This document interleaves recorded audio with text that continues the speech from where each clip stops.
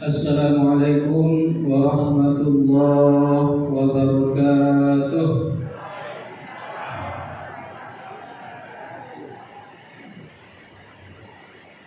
Alhamdulillah, wassalatu wassalamu ala Rasulillah wa ala alihi wa sahbihi wa mawala.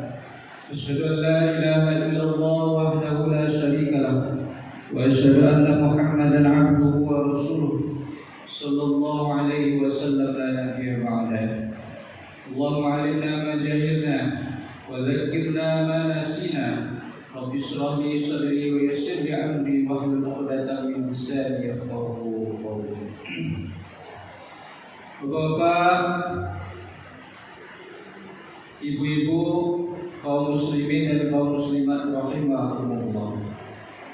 Pertama, marilah kita kembali bersyukur kepada Allah, karena Allah tidak pernah bosan-bosannya melimpahkan rahmat dan karunia-Nya kepada kita.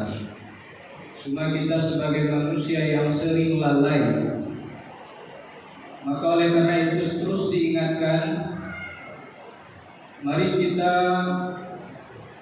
banyak-banyak mensyukuri nikmat Allah. Karena sering juga disampaikan bahwa manakul barokah asyukru ala ni'mah.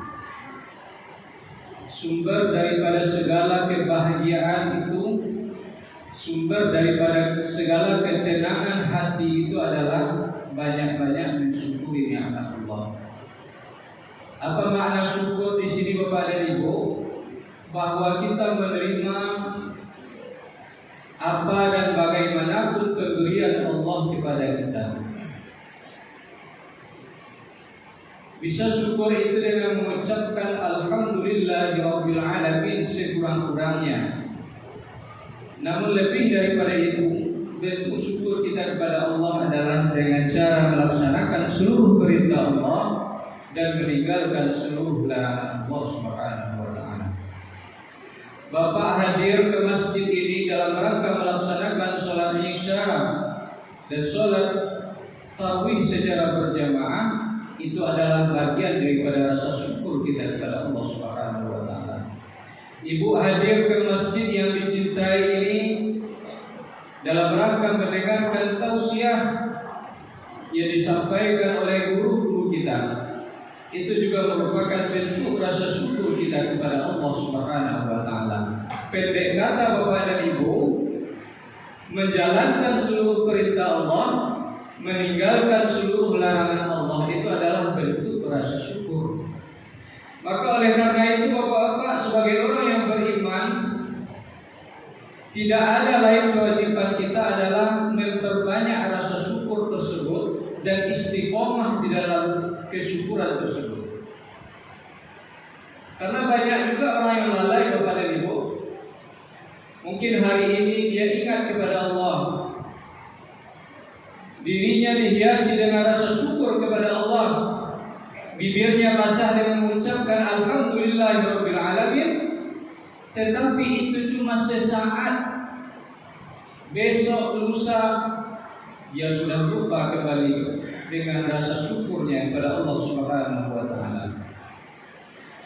Kemudian Bapak dan Ibu, seiring rasa syukur kita kepada Allah, kita juga berselawat kepada baginda Rasulullah sallallahu alaihi wasallam dengan antara doa Allahumma shalli ala sayyidina Muhammad wa ala alihi wa sahbihi ajma'in. Bapak dan Ibu, sehat-sehat saja Bapak dan Ibu. Alhamdulillahirabbil alamin. Ambo yakin kita yang hadir di masjid Iko ini adalah orang yang istiqomah di dalam keimanannya dan orang yang sehat semuanya. Karena betapa banyaknya di luar sana bapak-bapak dan ibu-ibu yang duduk di lampau Pak, yang kemudian di jalan. Kalau kita bandingkan, mungkin banyak dan di luar di situ daripada yang ada di masjid di musala. Nah, Bapak Ibu ya, itu artinya apa Pak dan Ibu? Yang di luar itu mereka mungkin sehat secara fisik, tetapi mereka tidak istiqomah di dalam keimanannya kepada Allah Subhanahu wa taala. Mereka sehat-sehat, Pak. Tetapi apa masalahnya? Kenapa mereka tidak mau hadir untuk sholat tarawih ke masjid musala? Karena mereka tidak istiqomah di dalam imannya kepada Allah Subhanahu wa taala. Maka istiqomah itu pun dibutuhkan di dalam beragama, Pak.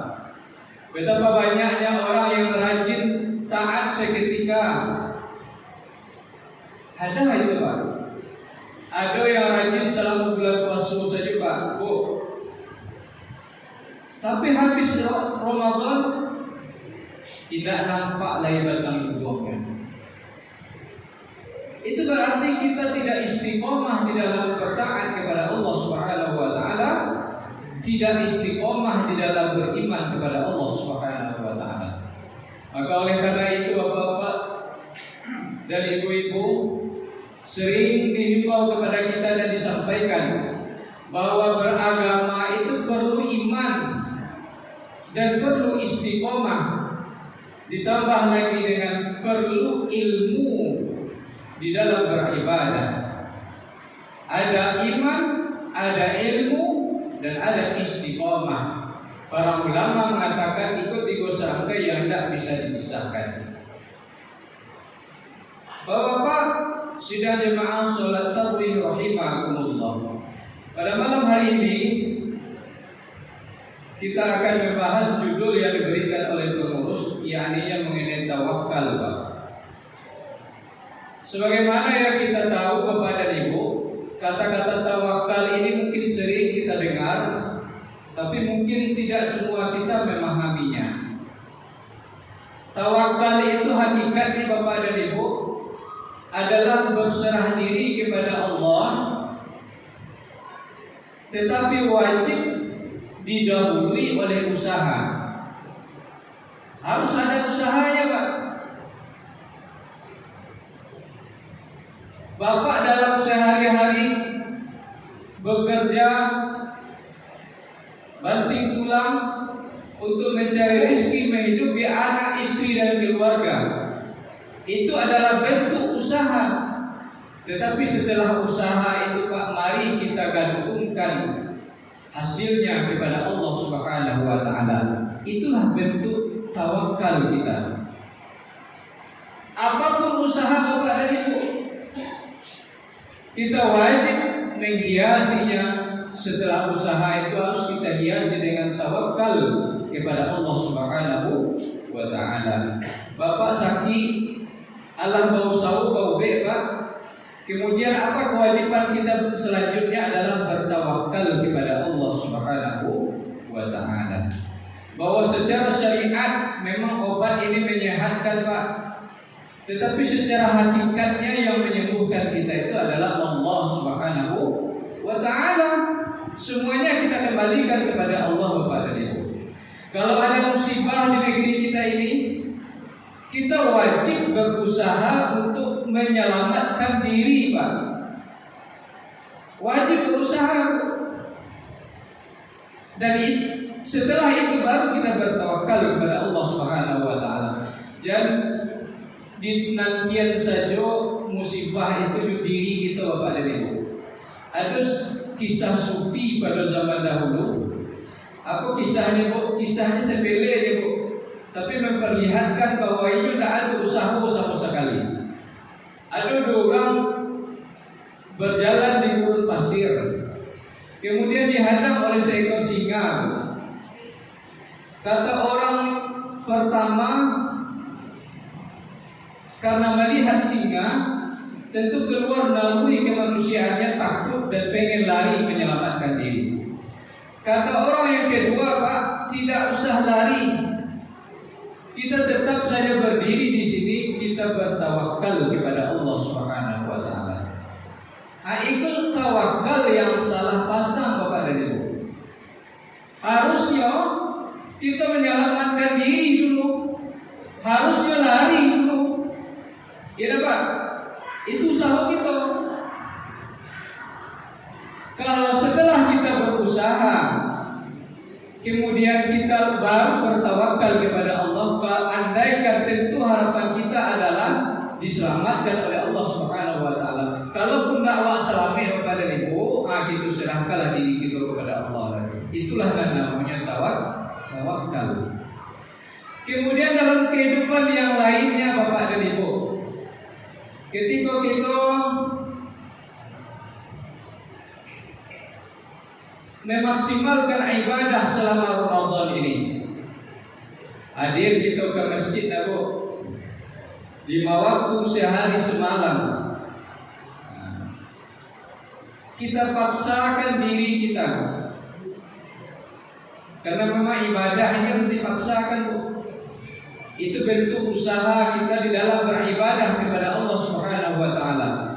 Kalaulah dipaksakan Bu, nanti akan menjadi terbiasa. Iya Bu. Tapi kalau tidak dipaksa, tidak bisa kita beribadah. Orang yang masuk Islam, yang diajak masuk Islam memang tidak boleh dipaksa Bu. La ikraha fid din, kata Allah dalam agama. Tetapi ketika dia sudah ada di dalam sistem Islam, wajib inyo dipaksa mengikuti ketentuan yang ada di dalam agama. Apa ketentuannya? Minimal sholat 5 waktu sehari semalam. Sudah berusaha Ibu selama Ramadan hadir ke masjid, sudah berusaha untuk bertaat kepada Allah Subhanahu wa taala. Setelah itu apa lagi kepada Ibu? Kita bertawakal kepada Allah Subhanahu wa taala. Apa harapan kita dalam tawakal itu? Agar Allah terima segala amal ibadah kita. Tidak Bu? Karena tidak tahu Bu, apakah ibadah waktu ada kurangnya atau tidak? Ada dan salahnya tidak? Apa lewat orang awam yang tidak belajar sedikit pun tentang agama? Kita kemudian bertawakal kepada Allah Subhanahu wa taala. Mudah-mudahan seluruh ibadah kita selama Ramadan ini diterima hendaknya oleh Allah dan dibalas dengan balasan yang berlipat ganda.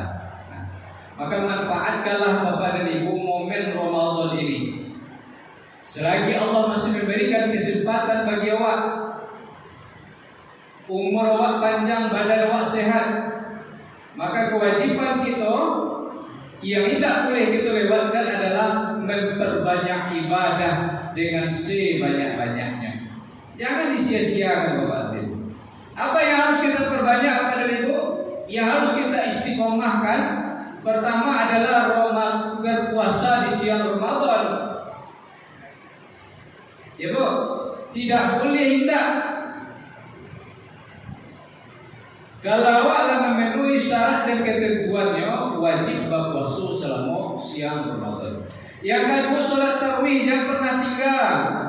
Bapak dan Ibu, walaupun itu sunnah tarawih Bu, tetapi pahalanya sangat luar biasa. Karena seluruh yang berkaitan dengan Ramadan menjadi mulia karena kemuliaannya Ramadan. Salat sunnah tarawih itu adalah sunnah, tapi yang mulia, agung karena agungnya bulan Ramadan. Membaca Al-Quran itu sunnah, tapi ini menjadi bacaan yang mulia, bacaan yang agung karena kita baca di bulan Ramadan. Bersedekah itu sunnah, tetapi dia menjadi amalan yang mulia dan amalan yang agung karena kita laksanakan di bulan Ramadan. Demikianlah amal-amal ibadah yang lainnya Bapak dan Ibu, kita maksimalkan dengan harapan Allah akan balas semua itu dengan surga yang tinggi derajatnya di sisi Allah Subhanahu wa taala hendaknya. Amin ya rabbal alamin. Sembari di samping usaha yang telah kita lakukan itu, kita kemudian bertawakal kepada Allah agar semua usaha yang kita lakukan itu bernilai hendaknya. Bapak dan Ibu, kemudian perlu terakhir kami ingatkan bahwa dalam rangka kita bertawakal dan berubudiyah kepada Allah selama Ramadan ini, maka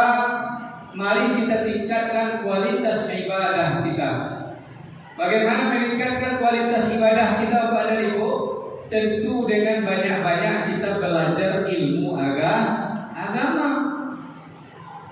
Seperti halnya sekarang ini Bapak dan Ibu, di samping kita sholat isya berjamaah, sholat tarawih berjamaah, kita juga mendengarkan tausiah, penyampaian pelajaran-pelajaran agama.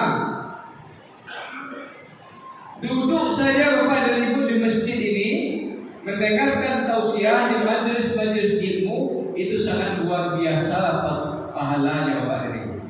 Pernah juga mungkin disampaikan bahwa duduk saja Bapak dan Ibu di majelis ilmu, pahalanya sama dengan 1000 rakaat Bapak dan Ibu salat sunnah kepada Allah Subhanahu wa taala. 1000 rakaat salat sunnah Bu, itu sekali duduk di majelis ilmu. Bahkan dalam riwayat lain menjelaskan 1 kali duduk dalam majelis ilmu seperti ini maka lebih baik daripada 1000 kali Bapak dan Ibu menjenguk kawan yang sakit. Baik, mencari kawan yang sakit Bu. Bahkan di dalam riwayat yang lain menjelaskan lebih baik daripada 1000 kali Bapak takziah mencari orang kematian. Bayangkan Bapak dan Ibu pahala yang Allah berikan kepada orang yang menuntut ilmu, karena Allah sangat cinta kepada orang yang berilmu. Nabi pun mengatakan salahu ummati bil ilmi wal mal. Umatku hanya akan bahagia, akan tentram hidupnya kalau ia punya ilmu yang tinggi, terutama ilmu agama, dan yang kedua kalau ia punya harta yang banyak Pak. Maka carilah ilmu setinggi-tingginya. Kemudian carilah harta sebanyak-banyaknya. Tidak ada larangan di dalam agama. Tetapi ingat, setelah itu kita harus bertawakal kepada Allah Subhanahu wa taala, menyerahkan bahwa ilmu yang kita dapatkan itu melalui usaha kita hendaknya bermanfaat bagi kita dan bisa kita amalkan di dalam kehidupan kita. Harta yang kita dapatkan itu melalui tawakal, kita berserah diri kepada Allah. Semoga harta yang kita dapatkan ini menjadi harta yang bermanfaat dan bisa membantu kita kelak di akhirat dengan catatan bahwa kita bisa menjadi orang kaya yang dermawan. Maka kalau banyak harta Bapak dan Ibu, sedekahkanlah di jalan Allah, karena di dalam harta kita itu terletak hak-hak anak yatim, anak piatu, orang-orang miskin, dan orang-orang yang membutuhkan uluran tangan kita. Bapak dan Ibu, sidang jemaah salat Isya dan sidang jemaah salat tarawih yang dimuliakan oleh Allah Subhanahu wa taala. Mungkin itu yang dapat kami sampaikan. Mudah-mudahan memang konsep tawakal ni Pak dan Ibu adalah yang jelas kita wajib berusaha. Apapun profesi awak, apapun kerja awak, tetapi ujungnya kita gantungkan kepada Allah Subhanahu wa taala. Itulah nilai keimanan di dalam dada kita Bapak dan Ibu. Mudah-mudahan bermanfaat. Mohon maaf atas segala kekurangan. Terima kasih atas segala perhatian. Wabillahi taufiq wal hidayah. Wassalamualaikum warahmatullahi wabarakatuh.